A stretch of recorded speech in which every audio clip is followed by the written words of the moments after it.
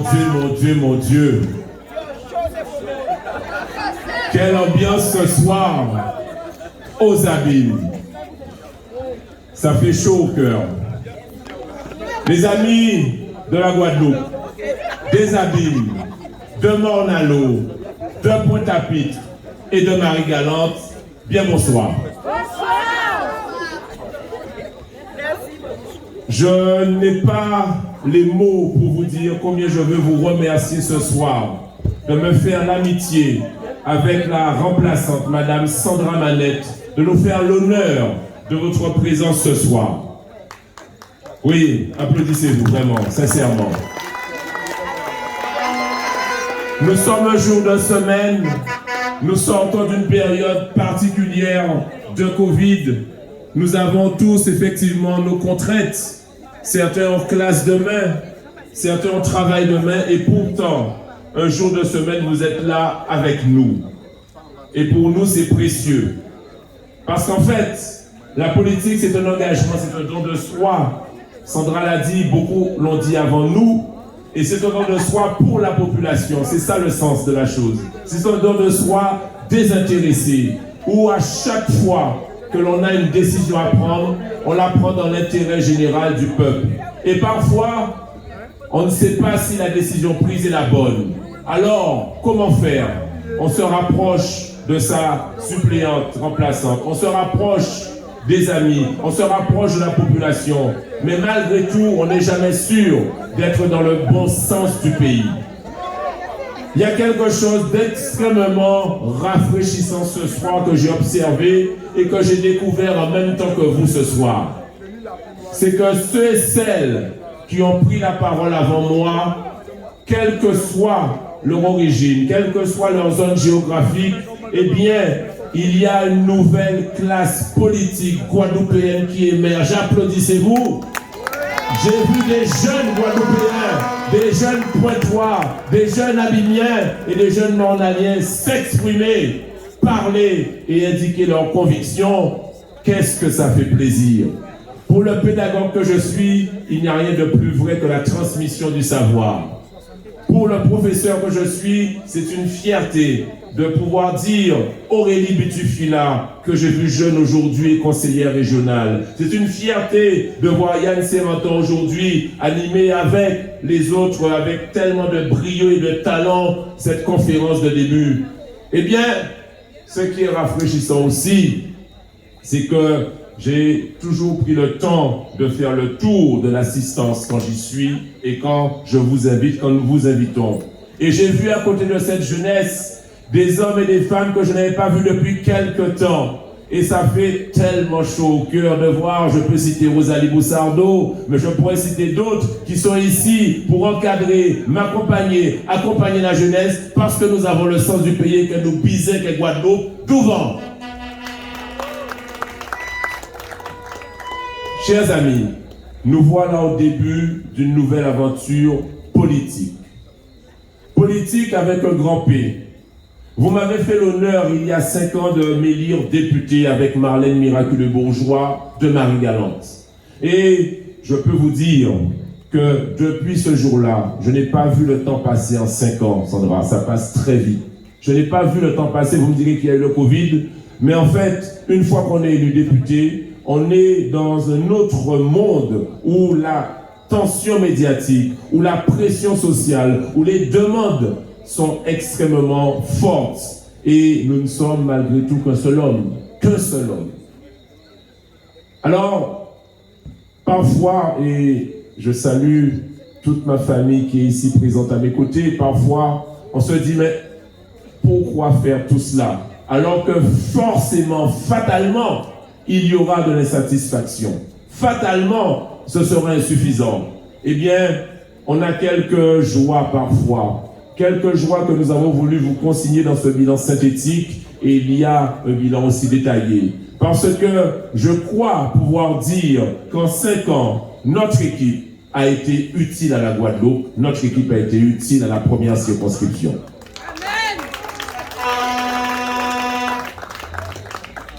Premier bulletin en fait, l'arrivée à l'Assemblée nationale le 21 juin 2017, à Cachon, ça bien, c'est date anniversaire en moins. En commençant, dit collaborateur en moins, écoutez, messieurs, dames, l'entourné, l'enviré, et beaucoup d'autres pas un beaucoup raciste. Je suis un gars tolérant et je suis pour l'universalisme et pour l'humanité. Mais l'entourné, l'enviré, ni 27 députés ultramarins, en cas voir l'entourage des gens qui parlent forcément sans mieux. Premier bilan dit, je vais embaucher que des collaborateurs guadeloupéens. Alors, moi je crois beaucoup au symbole. Je crois beaucoup au symbole. Pourquoi que des collaborateurs guadeloupéens? Parce que la chance que tu as quand tu as le pied à l'étrier, tu montres l'exemple à tes enfants, à tes parents, à tes amis, et tu montres l'exemple aussi à ceux qui sont à côté de toi, en face de toi. Et quelqu'un dit, mais ni des Guadeloupéens qui ont bien travaillé, eh bien je peux vous le dire, mon leitmotiv, quand j'ai embauché mes collaborateurs, j'en ai 11 parce que je suis président d'une délégation, 11 Guadeloupéens disent, et ils sont beaucoup là, et je salue le travail monstrueusement efficace qu'ils font depuis 5 ans. Je les salue bien bas parce que sans eux, je ne serais rien.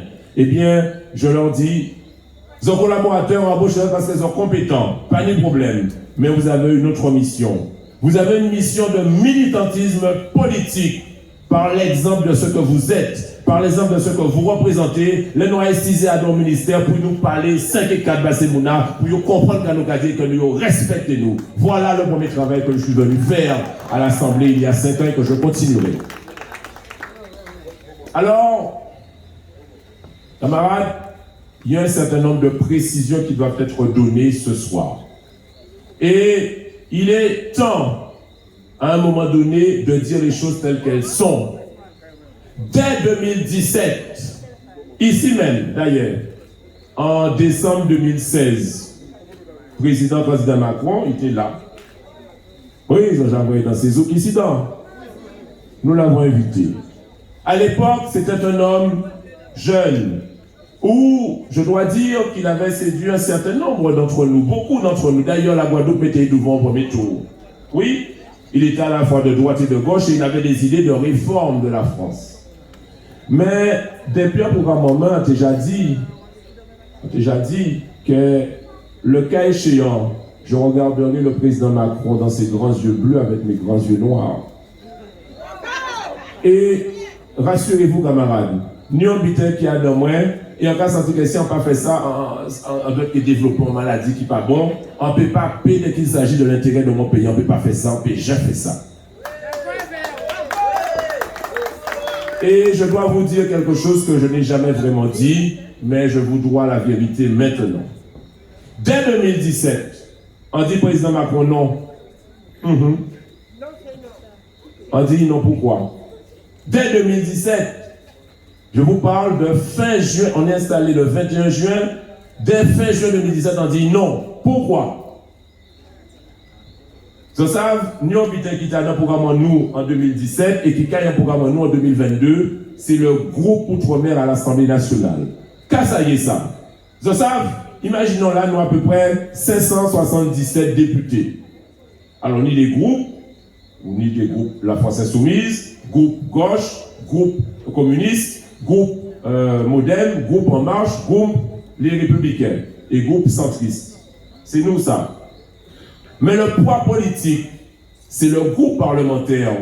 Et donc, nous, à notre TV, c'était créer un groupe Outre-mer. Ça peut jamais fait en 250 ans d'Assemblée nationale. Ça peut jamais fait. Pour dire que nous ni problématiques en nous, et nous, quand on parler des problématiques en nous, il faut nous parler et défendre les problématiques en nous. Le président Macron dit, moi, Olivier, je ne veux pas que tu fasses. Je ne souhaite pas. Il va dire, moi, je ne veux pas. Il dit, moi, je ne souhaite pas que tu fasses ça, parce que pour toi, j'ai un rôle structure à l'Assemblée nationale. Par exemple, vice-président de l'Assemblée nationale. On est pour vice-président de l'Assemblée nationale.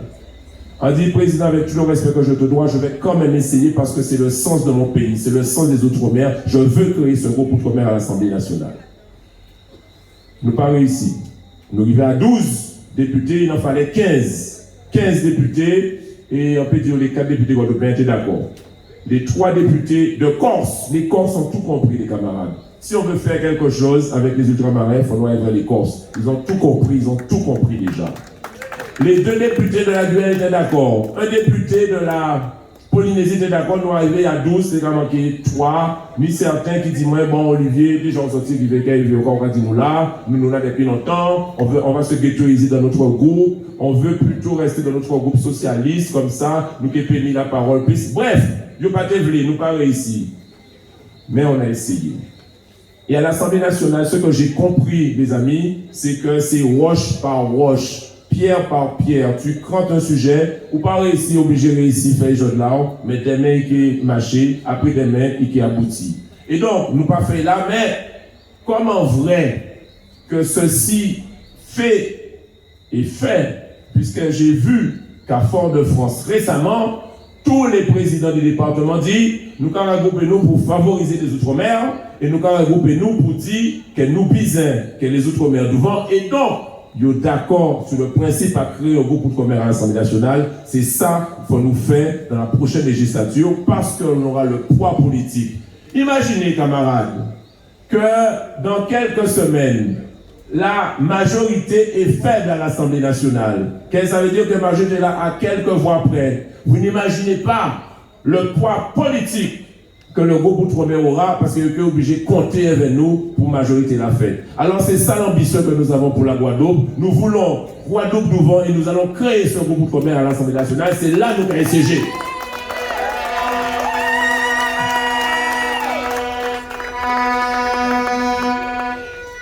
Alors, il est temps aussi d'éclaircir au bitin que certains feignent, les autres en savent déjà comprendre, mais certains feignent de ne pas comprendre. À nos relations, nous avons rencontré nous avons parlé, nous avons fiancé nous avons vivre ensemble, nous avons maillé nous, et parfois, nous avons des discussions, nous pas tomber d'accord, nous avons discuté encore, nous avons essayé de tomber d'accord, nous pas tomber d'accord, nous avons discuté, et à un moment donné, nous pas tomber d'accord du tout. Eh bien, on se sépare, on divorce. En marche, c'est fini. En marche, c'est fini. Puis j'en vais dire encore. C'est terminé. Je ne siégerai plus à la République en marche parce qu'ils n'ont pas le sens du pays Outre-mer, le sens du pays Guadeloupe. On ne peut pas dire plus clairement que ça. Alors, ni des individus qui n'ont rien d'autre à faire, parce que parfois, ils envoient ça sur les réseaux, pour dire des 3 magies, et qui disent, ouais, mais ça va pour démissionner, mais c'est ridicule. Je ne siégerai plus en marche lorsque vous m'aurez élu député dans quelques semaines. Alors, on a décidé quand même de faire un bitin, et que demain ou après-demain, en cas vous voyez sur des réseaux, un document officiel de démission pour soulager les 3 personnes qui n'ont rien d'autre à faire qu'à raconter magie sur les réseaux. Alors, nous allons envoyer le document là-bas pour qu'ils voient qu'elle nous démissionne dans marche. Je voudrais rassurer 2-3 personnes. Quand on ne va pas dans le sens du gouvernement passé comme je l'ai fait, ça ne veut pas dire qu'on veut moins d'État. Moins, quand on dit pas d'accord avec le gouvernement là, ça ne veut pas dire que je veux moins d'État en Guadeloupe. En pas beaucoup indépendantiste. Non. Je veux plus d'État en Guadeloupe, justement. Je veux qu'il respecte la Guadeloupe. Je veux qu'il considère que le taux d'illettrisme en Guadeloupe est plus important, que le taux de dispensation de l'eau qui n'est pas desservie en Guadeloupe est plus important. Je veux qu'il considère que le chômage est plus important, que l'insécurité est plus importante, que nos écosystèmes et que nos coraux souffrent de façon plus importante, que nos entreprises souffrent de façon plus importante, que nos jeunesses aussi partent, que notre pays vieillit. Je veux qu'il nous respecte et je veux qu'il mette les moyens. Je veux plus d'État en Guadeloupe. Voilà ce que je veux. Et oui, plus d'État en Guadeloupe. En haute, on peut faire ça. Oui, ça fait plaisir, je l'ai dit, de voir des personnes que je n'ai pas vues depuis longtemps et qui viennent aujourd'hui. C'est vrai que depuis 2020, certains familles où je suis rentré en bataille, nous tenions un mauvais résultat au municipal, ça a arrivé, rentré en bataille, mais comme la pile a tombé à présent, nous avons sorti des terres, nous avons sorti en terre, et à présent, nous avons recommencer le travail là, et entendre qu'après, il faut manioc aussi. Eh bien, bon, plus d'État en Guadeloupe. Il y a une loi, la loi égalité réelle, qui n'a pas été votée par nous, qui a été votée par les socialistes en fin de mandature. Ils font une superbe loi, sauf qu'ils ont fait en fin de mandature, donc ils n'ont pas appliqué. Et donc, l'équipe actuelle ne l'a pas reprise à son compte. On doit regarder nos amis droit dans les yeux. Il faut arrêter couillonner nous en disant que non, mais finalement, il faut une autre façon de faire pour les Outre-mer, il faut que nous puissions penser non, nous ne pas penser autrement, nous en retard. Si des éléments concrets, ni plus chômage, ni plus insécurité, eh bien, mettez des moyens, point barre, c'est tout. Alors, camarades, la campagne ne fait que commencer. Nous avons 2 semaines de campagne. Je vais vous dire 2 choses aujourd'hui, pas plus. Je vais vous dire que j'ai eu l'impression d'être utile en tant que député à plusieurs reprises. Et je prendrai un exemple et je vous dirai un projet. Marie-Galante, alors d'accord pour Marie-Galante. Et je salue là des dirigeants de l'usine de Marie-Galante que j'ai vu et ça me fait plaisir leur présence ce soir.